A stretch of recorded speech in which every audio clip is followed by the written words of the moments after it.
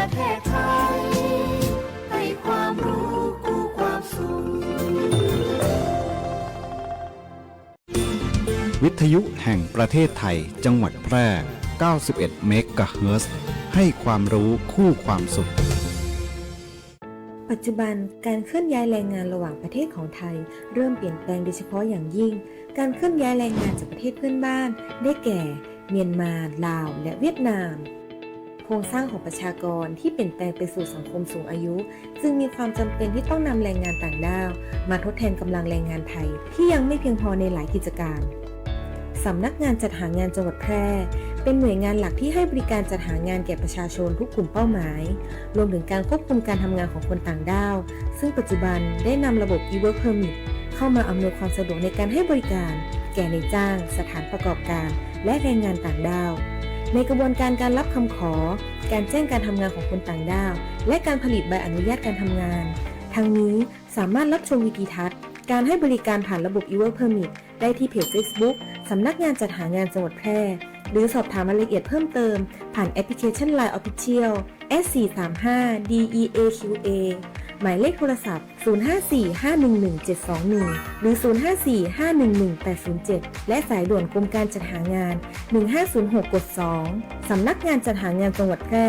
มุ่งให้นายจ้างและแรงงานต่างด้าวได้รับการคุ้มครองตามกฎหมายอย่างเป็นธรรม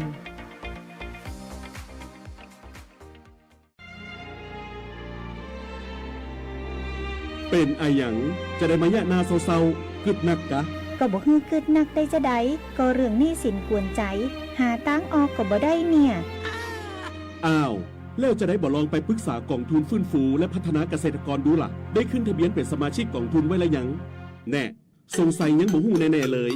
ก็ถ้าเป็นสมาชิกแล้วมีหนี้ในระบบเกี่ยวกับการเกษตรเฮาสามารถยื่นขอขึ้นทะเบียนหนี้กับสำนักงานกองทุนฟื้นฟูและพัฒนาเกษตรกรสาขาแปรได้นะเขาจะให้คำปรึกษาหรือช่วยแก้ปัญหาหนี้สินของเกษตรกรตัวเนอร์โอ้ยมีจะอีตัวกะแล้วถ้าเฮาบ่มีหนี้บ่มีสินดูจะมีอันหยังมาส่งเสริมสนับสนุนเกษตรกรพ่องมีเหมือนกันนะเฮาก็ไปสมัครเข้าองค์กรหรือจัดตั้งกลุ่มใหม่ร่วมกันบ่น้อยกว่า50คนก็ได้แล้วก็ไปขอรายละเอียดยื่นเสนอแผนและโครงการเพื่อฟื้นฟูและพัฒนาอาชีพของเฮาแต่แล้วเฮาจะไปติดต่อตังใดอ๋อสำนักงานกองทุนฟื้นฟูและพัฒนาเกษตรกรสาขาแปรตั้งอยู่ตรงข้ามธนาคารออมสินสาขาการน้ำทองตำบลนาจักอำเภอเมืองแปรจังหวัดแปรโทร054-534-381 หรือ 080-067-1185 เกษตรกรที่ไปติดต่อบ่ได้เสียการใช้จ่ายใดๆทั้งสิ้นนะเจ้าโปรดระวังมิจฉาชีพแอบอ้างแบงก์ชาติว่าจะช่วยติดตามเงินที่ถูกหลอกคืนได้ อย่าเชื่อเด็ดขาดอย่าโอนเงินอย่าให้ข้อมูลส่วนตัวหากมีข้อสงสัยติดต่อแบงก์ชาติโทร1213อย่าหลงเชื่ออย่าตกเป็นเหยื่อซ้ำอีกครั้งแบงก์ชาติห่วงใยเตือนภัยการเงินย้ำอีกครั้งแบงก์ชาติโทร1213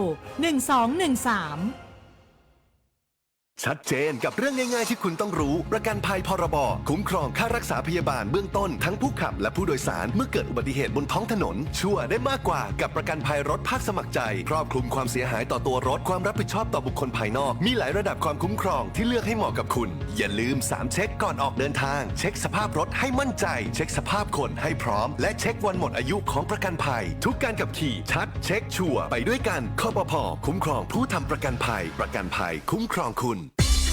คุณกำลังฟัง FM 91 MHz สวท แพร่ให้ความรู้คู่ความสุข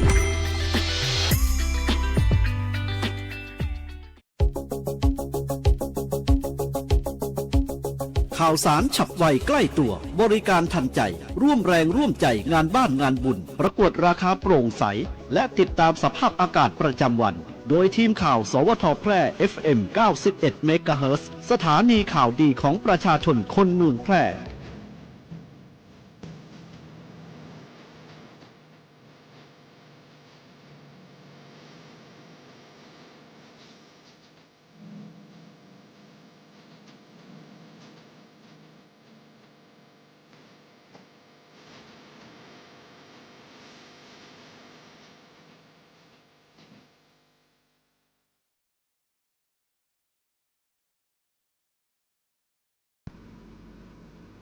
สวัสดีครับสถานีวิทยุกระจายเสียงแห่งประเทศไทยจังหวัดแพร่เสนอข่าวท้องถิ่นประจำวันอังคารที่ 21 กรกฎาคม พุทธศักราช 2569 โดยมีหัวข้อข่าวดังนี้ จังหวัดแพร่ประชุมหารือการประกาศเขตควบคุมมลพิษด้านผู้ว่าราชการจังหวัดแพร่เน้นศึกษาผลกระทบอย่างรอบด้านก่อนกำหนดแนวทางที่เหมาะสมกับพื้นที่กอรมน.แพร่ขับเคลื่อนการเชื่อมโยงฐานข้อมูลด้านความมั่นคงของจังหวัดเพื่อบริหารจัดการด้านความมั่นคงในพื้นที่อย่างมีประสิทธิภาพคณะอนุกรรมการประชาสัมพันธ์แห่งชาติระดับจังหวัดติดตามผลการดำเนินงานตามแผนประชาสัมพันธ์ปี 2569 นายกรัฐมนตรีผนึกกำลัง FBI แลกข้อมูลถอนรากถอนโคนเครือข่ายสแกมเมอร์อาชญากรรมข้ามชาติอธิบดีกรมการปกครองระดมฝ่ายปกครองตั้งศูนย์ OSS อำนวยความสะดวกประชาชนยืนยันตัวตนยื่นทบทวนสิทธิโครงการสวัสดิการแห่งรัฐต่อไปเป็นรายละเอียดของข่าว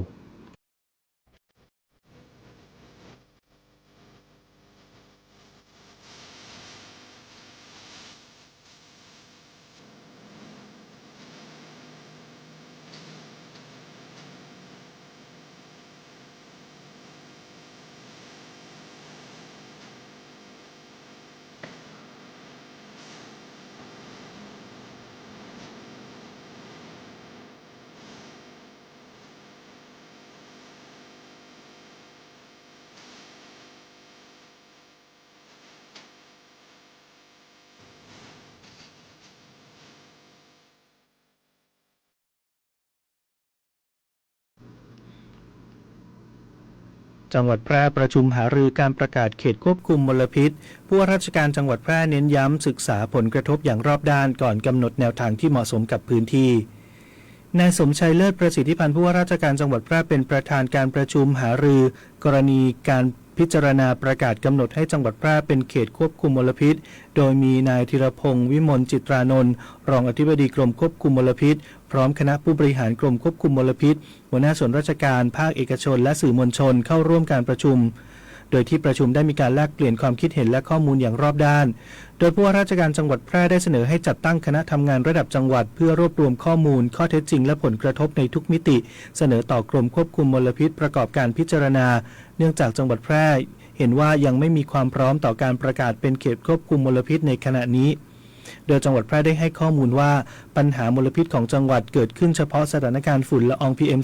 2.5 ในช่วงประมาณ 2-3 เดือนของปีซึ่งมีปัจจัยหลากหลายพื้นที่หลายจังหวัด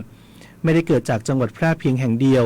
ขณะที่จังหวัดแพร่ยังไม่มีปัญหามลพิษร้ายแรงด้านน้ำเสียโรงงานอุตสาหกรรมหรือมลพิษสิ่งแวดล้อมในลักษณะอื่น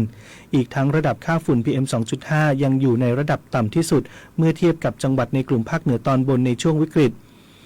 นอกจากนี้ผู้ว่าราชการจังหวัดแพร่ยังได้เน้นย้ำว่าการพิจารณาประกาศเขตควบคุมมลพิษควรดำเนินการด้วยความรอบคอบโดยต้องศึกษาผลกระทบที่อาจเกิดขึ้นต่อการลงทุนการท่องเที่ยวเศรษฐกิจและภาพลักษณ์ของจังหวัดควบคู่กับประโยชน์ด้านการบริหารจัดการสิ่งแวดล้อมเพื่อให้เกิดความสมดุลและเหมาะสมกับบริบทของพื้นที่ทั้งนี้หน่วยงานภาครัฐภาคเอกชนและผู้แทนภาคส่วนต่างๆได้ร่วมแสดงความคิดเห็นไปในทิศทางเดียวกันโดยกรมควบคุมมลพิษกระทรวงทรัพยากรธรรมชาติและสิ่งแวดล้อมจะได้รับข้อเสนอและข้อมูลจากจังหวัดแพร่ไว้ประกอบการพิจารณาตามขั้นตอนต่อไป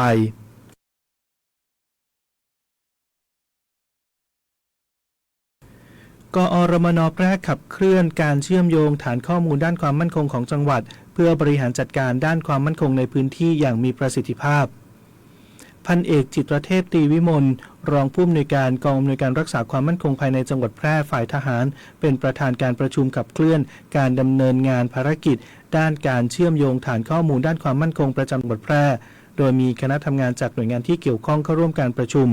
เพื่อขับเคลื่อนการเชื่อมโยงฐานข้อมูลด้านความมั่นคงของจังหวัดให้เป็นไปในทิศทางเดียวกันสนับสนุนการบูรณาการข้อมูลระหว่างหน่วยงานและเพิ่มประสิทธิภาพในการติดตามวิเคราะห์ประเมินสถานการณ์ตลอดจนการนำข้อมูลไปใช้ประกอบการวางแผนการป้องกันแก้ไขปัญหาและการบริหารจัดการด้านความมั่นคงในพื้นที่ได้อย่างรวดเร็วถูกต้องและมีประสิทธิภาพ ทั้งนี้การประชุมดังกล่าวเป็นการดำเนินงานตามแนวทางการขับเคลื่อนภารกิจด้านความมั่นคงตามนโยบายของรัฐบาลและเป็นกลไกสำคัญในการบูรณาการความร่วมมือของทุกภาคส่วนเพื่อให้เกิดการเชื่อมโยงฐานข้อมูลด้านความมั่นคงของจังหวัดแพร่เกิดผลเป็นรูปธรรมสามารถสนับสนุนการปฏิบัติงานของหน่วยงานที่เกี่ยวข้องได้อย่างมีประสิทธิภาพ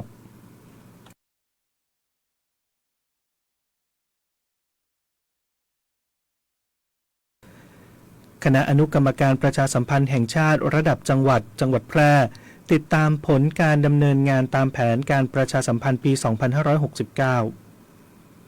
นายเจสิทธิ์ชัยสำริดผลรองผู้ว่าราชการจังหวัดแพร่เป็นประธานการประชุมคณะอนุกรรมการประชาสัมพันธ์แห่งชาติระดับจังหวัดแพร่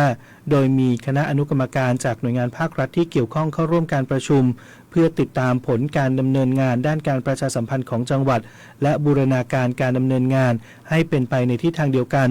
โดยที่ประชุมได้รับทราบผลการดำเนินงานตามแผนปฏิบัติการประชาสัมพันธ์แห่งชาติระดับจังหวัดปีงบประมาณ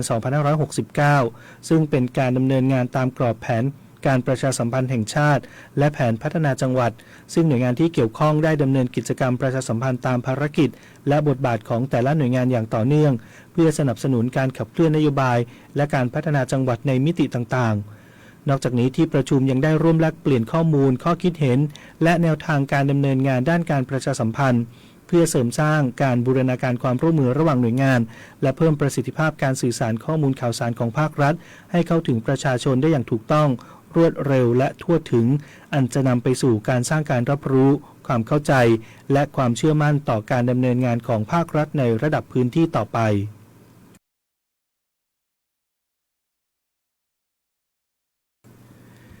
นายกรัฐมนตรีผนึก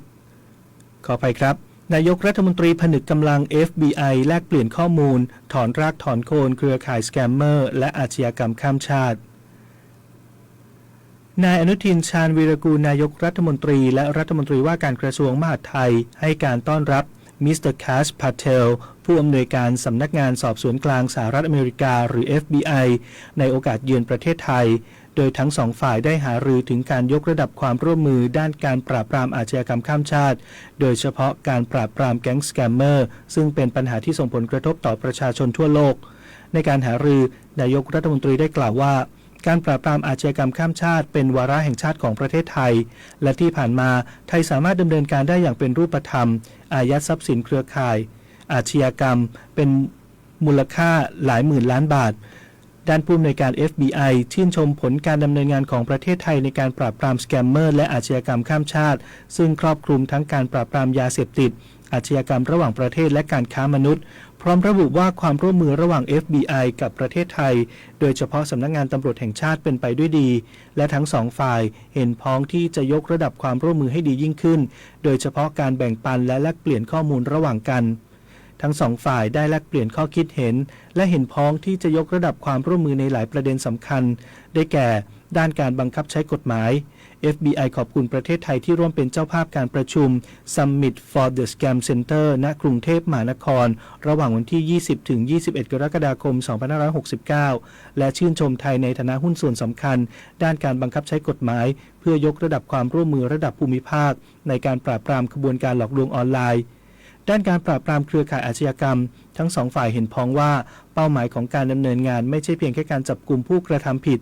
แต่ต้องการร่วมมือกันระหว่างประเทศไทยและนานาประเทศเพื่อถอนรากถอนโคนเครือข่ายสแกมเมอร์และองค์กรอาชญากรรมข้ามชาติให้หมดสิ้น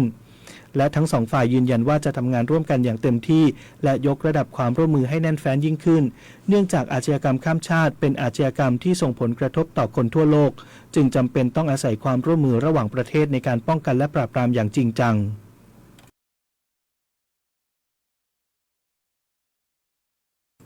อธิบดีกรมการปกครองระดมฝ่ายปกครองหนุนขับเคลื่อนโครงการลงทะเบียนเพื่อสวัสดิการแห่งรัฐปี 2569 ตั้งศูนย์ OSS อำนวยความสะดวกประชาชนยืนยันตัวตนยื่นทบทวนสิทธิ์นายนฤชาโคสาศิวิไลอธิบดีกรมการปกครองกล่าวว่าภายหลังจากสำนักงานปลัดกระทรวงการคลังได้ประกาศผลผู้ผ่านเกณฑ์คุณสมบัติโครงการลงทะเบียนเพื่อสวัสดิการแห่งรัฐปี 2569กรมการปกครองได้เร่งสนับสนุนการดำเนินโครงการของรัฐบาลเพื่อให้เป็นไปด้วยความเรียบร้อยมีประสิทธิภาพและอำนวยความสะดวกให้ประชาชนเข้าถึงสิทธิ์ได้อย่างทั่วถึง กรมการปกครองจึงได้มีหนังสือด่วนที่สุดแจ้งไปยังที่ทำการปกครองจังหวัดและที่ทำการปกครองอำเภอทั่วประเทศให้ร่วมขับเคลื่อนโครงการลงทะเบียนเพื่อสวัสดิการแห่งรัฐปี 2569 โดยมอบหมายให้ทั้ง 878 อำเภอทั่วประเทศดำเนินการได้แก่ 1. ประชาสัมพันธ์การประกาศผลผู้ผ่านเกณฑ์คุณสมบัติให้ประชาชนสามารถตรวจสอบสิทธิ์ได้ผ่าน 4 ช่องทางได้แก่แอปพลิเคชันเป๋าตังแอปพลิเคชันทางรัฐเว็บไซต์โครงการลงทะเบียนเพื่อสวัสดิการแห่งรัฐและที่ธนาคารของรัฐทั้ง 5 แห่งได้แก่ธนาคารเพื่อการเกษตรและสหกรณ์การเกษตรธนาคารออมสินธนาคารกรุงไทยธนาคารอาคารสงเคราะห์และธนาคารอิสลามแห่งประเทศไทยเพื่อให้ประชาชนได้รับข้อมูลอย่างทั่วถึง 2. จัดตั้งศูนย์ประสานงานเพื่อสนับสนุนการขับเคลื่อนโครงการลงทะเบียนเพื่อสวัสดิการแห่งรัฐปี 2569 ระดับอำเภอ One Stop Service หรือ OSS ณ ที่ว่าการอำเภอทุกแห่งทั่วประเทศเพื่อบูรณาการการทำงานร่วมกับหน่วยงานที่เกี่ยวข้องในพื้นที่ธนาคารกรุงไทยและหน่วยงานตรวจสอบสิทธิ์อำนวยความสะดวกแก่ประชาชนทั้งในส่วนของผู้ที่ได้รับสิทธิ์ที่ต้องดำเนินการยืนยันตัวตนและกลุ่มผู้ไม่ผ่านเกณฑ์คุณสมบัติโครงการที่ประสงค์จะยื่นขอทบทวนสิทธิ์สามารถแจ้งทบทวนสิทธิ์ได้ณที่ว่าการอำเภอทุกแห่งนอกจากนี้ยังมีบริการอำเภอพึ่งได้สำหรับผู้ไม่สะดวกจะเดินทางด้วยตนเองโดยให้เจ้าหน้าที่อำเภอกำนันผู้ใหญ่บ้านองค์กรปกครองส่วนท้องถิ่นไปรับเรื่องราวในระดับพื้นที่เพื่อนัดหมายในการลงพื้นที่ร่วมกับหน่วยงานที่เกี่ยวข้องอำนวยความสะดวกในการอุทธรณ์และ 3. ติดตามตรวจสอบข้อมูลข่าวสารในพื้นที่อย่างใกล้ชิดหากพบข้อร้องเรียนข้อสงสัยหรือข้อมูลที่อาจก่อให้เกิดความเข้าใจคลาดเคลื่อนเกี่ยวกับโครงการขอให้นายอำเภอกำนันผู้ใหญ่บ้านองค์กรปกครองส่วนท้องถิ่นประชาสัมพันธ์ระดับพื้นที่ผ่านหอกระจายข่าวเสียงตามสายหมู่บ้านซึ่งจะทำให้ได้รับทราบข้อมูลโดยเฉพาะข้อมูลใหม่เช่นการปรับเกณฑ์พิจารณาหรือระยะเวลาในการทบทวนผมกริดโทนขอชวนฮีโร่ขาประจำที่สัญญาว่าจะมาบริจาคโลหิตทุก3 เดือนและผู้บริจาคโลหิตครั้งแรกที่อยากให้อยู่กับเราไปนานๆส่วนคนที่หายไปเรายังรอคุณกลับมาเสมอนะสำหรับคนที่ไม่เคยบริจาคโลหิตมาเป็นผู้ให้และเป็นครอบครัวเดียวกันเพราะทุกวินาทีคือโอกาสช่วยชีวิตการให้เลือดจึงรอไม่ได้ติดตาม Give Blood Now ให้เลือดให้ได้ให้เลยในทุกแพลตฟอร์ม Official ของศูนย์บริการโลหิตแห่งชาติสภากาชาดไทยเลิกคุยกับคนทั้งอำเภอเพื่อเธอคนเดียวพี่นี่มันเข้าพรรษามีงดเหล้าบ้างเหรอไม่หัวใจพี่อ่อนแงดเหล้าเข้าพรรษาไม่พักใจก็พักตับพักไตบ้างเถอะครับทุกครั้งที่ดื่มเซลล์ตับยิ่งทำงานหนักและถูกทำลายมากขึ้นเกิดภาวะพังผืดและเป็นแผลในเนื้อเยื่อตับใจไม่แข็งตับแข็งนะครับกฎหมายง่ายจังแค่ฟังก็เข้าใจโดยสำนักงานกิจการยุติธรรมตอนครูด่านักเรียนได้ไหมเธอนี่ทำไมหน้ามึนแถมยังโง่อีกครูบอกตั้งหลายครั้งละทำไมไม่จำฮะขอโทษค่ะแต่หนูไม่รู้จริงๆค่ะครูเพื่อนทั้งห้องเขารู้เข้าใจกันหมดเวลาครูสอนเธอทำอะไรคิดอะไรอยู่ฮะนี่ครูสอนคนหรือว่าสอนควายเนี่ยที่หลังให้รู้จักถามใจเย็นๆค่ะคุณครูอย่าเพิ่งดุว่ากล่าวนักเรียนรุนแรงขนาดนั้นเลยค่ะครูจะต้องไม่ลงโทษเด็กเกินกว่าเหตุไม่ควรพูดจาไม่สุภาพหรือว่าด่าเด็กต่อหน้าคนอื่นนะคะเพราะอาจผิดกฎหมายอาญามีโทษจำคุกไม่เกิน1 เดือนหรือปรับเงินไม่เกิน 10,000 บาทหรือทั้งจำคุกทั้งปรับเงินค่ะฉะนั้นจะตำหนินักเรียนต้องรู้จักเลือกใช้คำพูดนะคะคุณครู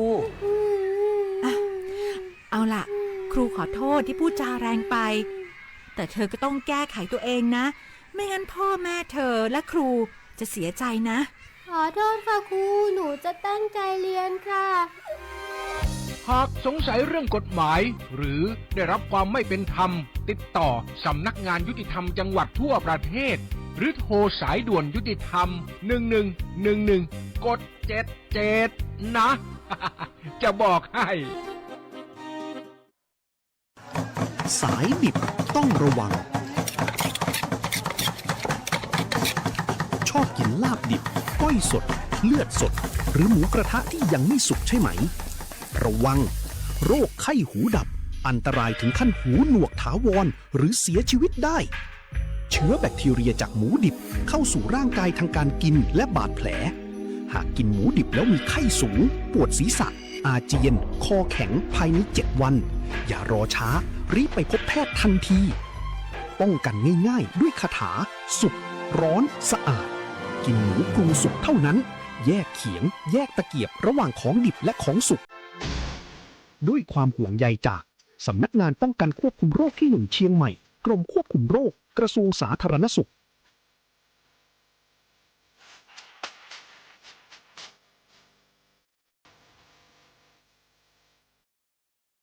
ติดตามพยากรณ์อากาศประจำวันจากสถานีอุตุนิยมวิทยาแพร่